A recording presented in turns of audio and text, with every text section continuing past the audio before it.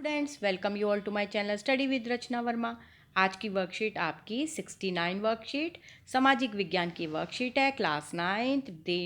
जो डेट है वो है 24 दिसंबर 2020। हिस्ट्री की आपकी वर्कशीट है, पार्ट 3 नाजीवाद और हिटलर का उदय, जिसमें आपके सामने जो है एक शब्द या एक वाक्य में जो आपको उत्तर देने हैं वो 5 प्रश्न है। उसके बाद आपके सामने जो प्रश्न दूसरा है 6, 7, 8, 9, 10 वो फिलअप्स हैं आपके।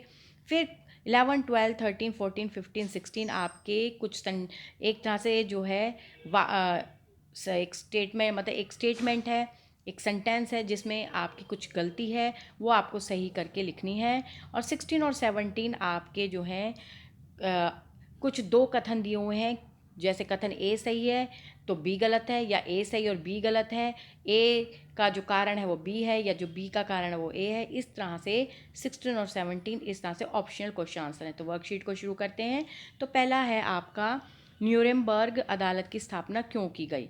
तो उत्तर है आपका कि ये अदालत 1 जुलाई 2000 को अस्तित्व में आई और यह तिथि इसकी स्थापना संधि अंतर्राष्ट्रीय आपराधिक न्यायालय की रोम जो है संविधि को लागू किया गया, और ये केवल उस स्थिति या उसके बाद के दिनों में किए गए अपराधों पर मुकदमा चला सकती है। मतलब यहाँ पे जो है, जो ये इसके बाद के जो अपराध हैं उस पर मुकदमा चला सकती है। अदालत के जो आधिकारिक बैठक जो है द हेग नीदरलैंड में होती है, लेकिन इसकी कार्रवाई कभी भी हो सकती है। तो ये था पहला प्रश्न। दूसरा प्रश्न है आपका कि जो मित्र राष्ट्र हैं उनका नेतृत्व शुरू में किन दो देशों के हाथों में था? तो मित्र राष्ट्र का जो शुरू में जब नेतृत्व हुआ तो वो था आपका ब्रिटेन और फ्रांस के हाथों में था, लेकिन बाद में 1941 में सोवियत संघ और अमेरिका भी इसके गठबंधन में शामिल हो गए। उन्होंने धुरी शक्तियाँ यानी जर्मनी, इटली और जापान का मिलकर सामना किया। तो ये था प्रश्न नंबर 2, और ये वाला आपका फिलिप्स में भी आया हुआ है जो आपको ठीक करना है। चलिए प्रश्न नंबर तीसरा देख लेते हैं। प्रश्न तीसरा है, जर्मनी को प्रथम युद्ध में जर्मनी को प्रथम युद्ध के हार जाने के संकट से निकालने के लिए अमेरिका ने कौन सी योजना बनाई? जो संकट में आ गया जर्मनी, तो कौन सी योजना थी? जब कीमतें बेहिसाब बढ़ जाती हैं तो स्थिति को अति मुद्रास्फीति का नाम दिया जाता है। जर्मनी को इस संकट से निकालने के लिए अमेरिका सरकार ने हस्तक्षेप किया, इसलिए अमेरिका ने जो है डास योजना बनाई। तो ये था आपका प्रश्न नंबर तीसरा। फोर्थ जो क्वेश्चन है वो आपका जो है कि सन 1929 में जो जर्मनी है अमेरिका से मिलने वाली मदद को जो है रातों रात बंद कर देता है। ऐसा क्यों करता है? पहले तो वो मदद दे रहा है फिर बंद कर देता है। तो चलिए देखते हैं प्रश्न नंबर फोर्थ हमारा। तो प्रश्न नंबर फोर्थ है कि 1929 में महामंदी की चपेट में अमेरिका भी आ गया था, जिसके कारण जर्मनी को वह जो मदद दे रहा था उसको रातों रात बंद करना पड़ा। तो यानी कारण यही रहा कि वो भी चपेट में आ गया था, इसलिए अब उसने जो है अपने घर को चलाने के लिए जो वो दूसरी मदद दे रहा था, मतलब अपने घर को चलाने के लिए जो जर्मनी को मदद दी जा रही थी पहले उसे बंद की गई, तभी तो अमेरिका अपने घर को अच्छे से चला पाएगा। तो घर का मतलब अपने देश को। चलिए प्रश्न नंबर 5वां देख लेते हैं। आपका ऑफकोर्स प्रश्न नंबर 5वां है, यानी फिफ्थ वन है आपका, प्रथम विश्व युद्ध की किस घटना ने हिटलर को आग बबूला कर दिया? देखिए हिटलर की जो आग बबूला होने की स्थिति थी वो थी आपका वायसराय की अपमानजनक संधि। यहाँ पर थोड़ा सा गलती है, आपको जो है ये र ऊपर चढ़ाना होगा, मतलब डंडे के ऊपर ही ऐसे करके,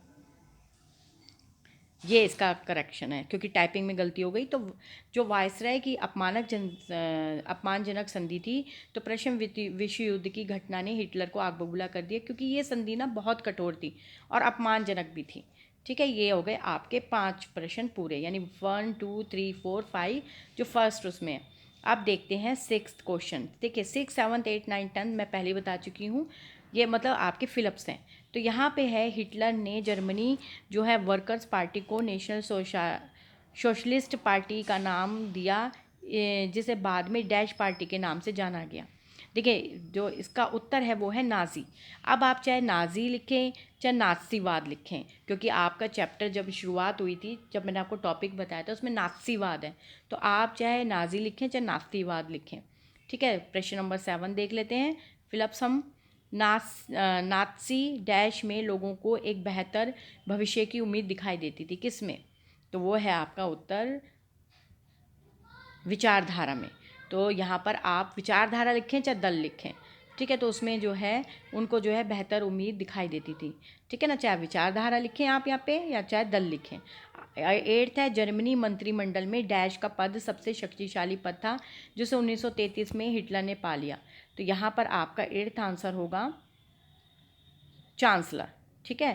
तो यहाँ पर हो गया आपका 8th आंसर चांसलर। अब 9 देख लेते हैं। 9th है, प्रसिद्ध डैश अधिनियम के ज़रिए जर्मनी ने बाकायदा तानाशाही स्थापित कर दी थी।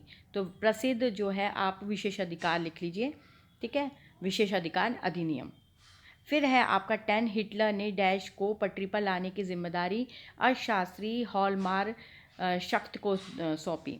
तो यहाँ पे आपका जो आंसर नंबर 10 है आपका अर्थव्यवस्था। तो हिटलर ने अर्थव्यवस्था को बचाने के लिए जो सुप्रसिद्ध थे उनको जो है सौंपी, कमान सौंपी, ठीक है ना। मतलब हिटलर ने अर्थव्यवस्था को पटरी पर लाने की जिम्मेदारी अर्थशास्त्री हॉलमार शाखत को सौंपी। अब आपका 11, 12, 13, 14, 15, 16 जो है एक आपके सामने जो है स्टेटमेंट दिखाई दे रही है, एक ऐतिहासिक आधार है, लेकिन इसमें कुछ गलती है। जैसे हिटलर फ्रांस को दुनिया का सबसे ताकतवर देश बनाने को कटिबद्ध था, तो यहाँ पर जो है गलती वो आपकी जो है फ्रांस है, ठीक है। तो मैं बता देती हूँ क्या गलती है इसमें। तो आपकी यहाँ पर गलती है कि हिटलर फ्रांस को नहीं, जर्मनी को। तो यहाँ पर आप जर्मनी करेंगे। चलिए 12 देख लेते हैं।